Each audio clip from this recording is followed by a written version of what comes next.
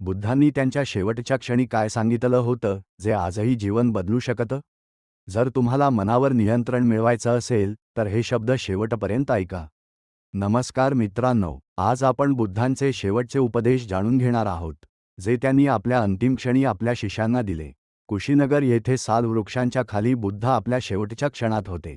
त्यावेळी त्यांनी आपल्या शिष्यांना सांगितलं की स्वतःचाच प्रकाश बना आणि स्वतःवर विश्वास ठेवा. दुसऱ्यावर अवलंबून राहू नका. माझ्या शिकवणीला तुमचा मार्गदर्शक बनवा आणि इतर कोणत्याही गोष्टीवर अवलंबून राहू नका. ते पुढे म्हणाले की आपल्या शरीराकडे नीट पहा. हे शरीर कायमस्वरूपी नाही, ते अशुद्ध आहे आणि त्यात आनंद आणि दुःख दोन्ही आहेत. पण दोन्हीही शेवटी दुःखाचं कारण बनतात. त्यामुळे शरीराच्या इच्छांमध्ये अडकू नका. आपल्या स्वकडे पहा आणि त्याच्या क्षणभंगूर स्वरूपाचा विचार करा. जे काही आहे ते बदलणार आहे, मग अहंकार आणि स्वार्थ का ठेवायचा?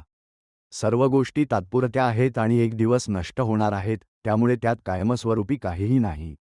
बुद्धांनी सांगितलं की त्यांच्या शिकवणी कधीही विसरू नका. त्या नेहमी लक्षात ठेवा, त्यावर विचार करा आणि त्यांचा सराव करा.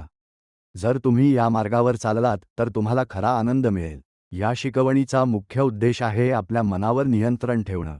जर तुम्ही तुमच्या मनाला लोभापासून दूर ठेवलं तर तुमचं वर्तन योग्य राहील. तुमचं मन शुद्ध राहील आणि तुमचे शब्द सत्य राहतील. ते म्हणाले की माणसाचं मन त्याला बुद्ध बनवू शकतं किंवा राक्षसही बनवू शकतं.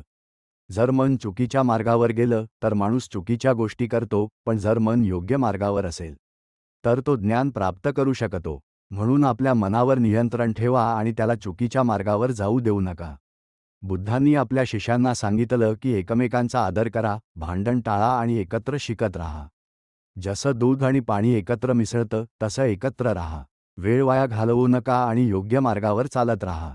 त्यांनी स्पष्ट सांगितलं की जर तुम्ही त्यांच्या शिकवणीचं पालन केलं नाही तर तुम्ही त्यांच्यापासून दूर आहात, आणि जर तुम्ही त्यांचं पालन केलं तर तुम्ही त्यांच्याजवळ आहात. शेवटी बुद्ध म्हणाले की त्यांचा अंत जवळ आला आहे, पण त्यासाठी दुःखी होऊ नका. जीवन सतत बदलतं आणि कोणालाही मृत्यू टाळता येत नाही. हे शरीर एक दिवस नष्ट होणारच आहे.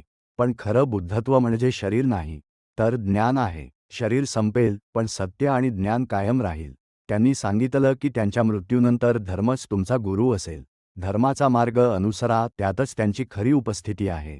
त्यांनी त्यांच्या आयुष्यात काहीही लपवून ठेवलं नाही. सगळं ज्ञान स्पष्टपणे दिलं आहे. आणि शेवटी त्यांनी शांतपणे निर्वाण स्वीकारलं. मित्रांनो, या शिकवणीचा सार एकच आहे: स्वतःला समजा, मनावर नियंत्रण ठेवा आणि सत्याच्या मार्गावर चालत राहा. हाच खऱ्या शांततेचा मार्ग आहे. या चॅनलवर तुम्हाला बुद्धांच्या धर्माविषयी जास्तीत जास्त ज्ञान देण्याचा आमचा प्रयत्न आहे. नवीन बुक समरी आणि नवीन अध्यायांसाठी चॅनल सबस्क्राईब करा. व्हिडिओला लाईक करा.